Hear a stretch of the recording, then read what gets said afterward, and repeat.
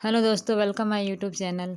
महाभारत काल के ऐसे कई रहस्य हैं जिन्हें बहुत ही कम लोग जानते हैं। इन्हीं रहस्यों में से एक है जब द्रौपदी अपने ही पति भीम को मारना चाहती थी, मगर द्रौपदी अपने ही पति की मृत्यु क्यों करना चाहती थी, और वो भी उस पति की जो उसे सबसे ज़्यादा प्रेम करता था और उसके हक की लड़ाई में सबसे आगे खड़ा रहता था।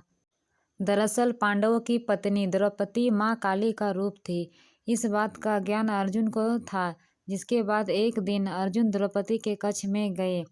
आपको बता दें कि द्रौपदी के 5 पति होने के कारण सभी पांडवों ने तय किया था कि उनमें से एक जब भी द्रौपदी के साथ समय बिताने जाएगा तो वह अपनी खड़ाऊ कक्ष के बाहर उतार देगा, ताकि अन्य पांडव को ये ज्ञात हो सके कि कोई पहले से ही अंदर मौजूद है।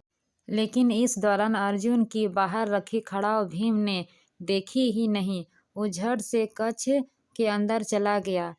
अब जैसे ही भीम कक्ष के अंदर गया, वैसे ही उसने देखा कि वहाँ अर्जुन पहले से ही मौजूद था और वो द्रौपदी के पांव दबा रहा था। ये दृश्य देखकर भीम आग बबूला हो गया। उसने अपने गदे से अर्जुन पर प्रहार कर दिया।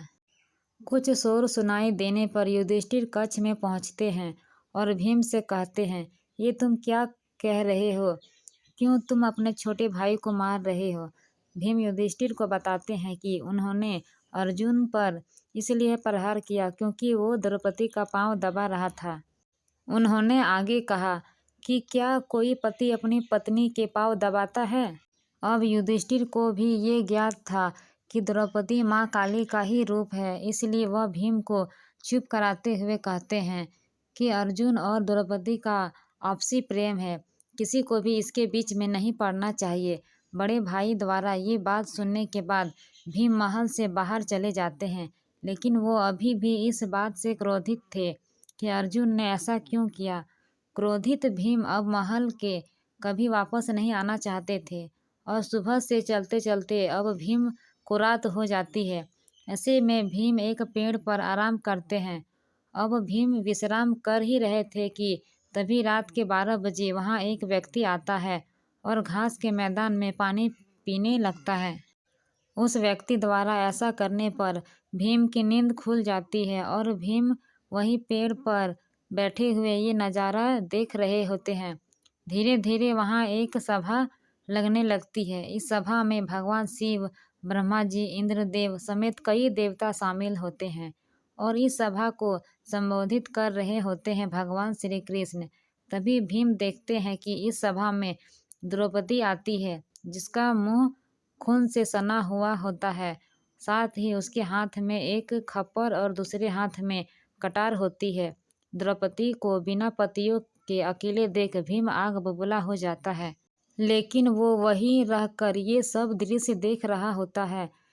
विकराल रूप में आई द्रौपदी तभी सभी के सामने कहती है, माधव मेरे सखा हैं और उन्होंने मुझसे ये वादा किया है कि वह मेरा खप्पर खून से भरवाएंगे। इसके बाद द्रौपदी कुछ ऐसा कहती है कि भीम उसे सुनकर दंग रह जाते हैं। द्रौपदी कहती है कि मैं चाहता हूँ कि मेरा खप्पर भीम के रक्त से भरे और आधा कुरुवंश के रक्त से।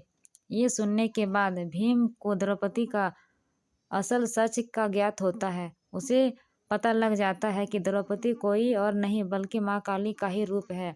द्रौपदी की ये बात सुनकर भीम काफ़ी डर जाता है और सभा खत्म होने के बाद वो डरते हुए भगवान श्री कृष्ण के पास जाता है और उन्हें पूरी बात बताता है कि उसने सभा में जो कुछ भी हुआ वो सब देखा है और वह अपनी जान कैसे बचाए, इसका भगवान श्री कृष्ण से समाधान मांगता है। इस पर श्री कृष्ण को भीम को बताते हैं कि द्रौपदी महाकाली का रूप है और उनका ये जन्म केवल खप्पर भरने के लिए ही हुआ है।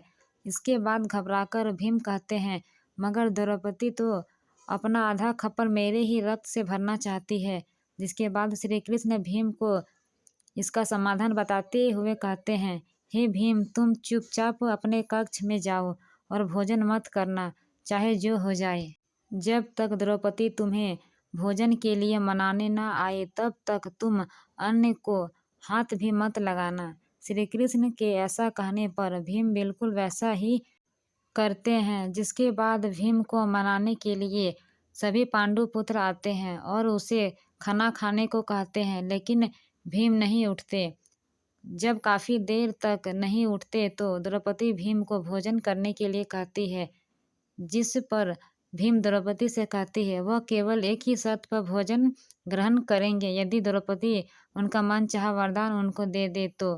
भीम द्वारा ऐसा कहने पर द्रौपदी राजी हो जाती है और भीम द्रौपदी से वरदान मांगते हैं, हे देवी, पांडु की 5 संतानों को बख्श दो। इस पर द्रौपदी कहती है तथास्तु, और इस प्रकार भीम की जान बच जाती है।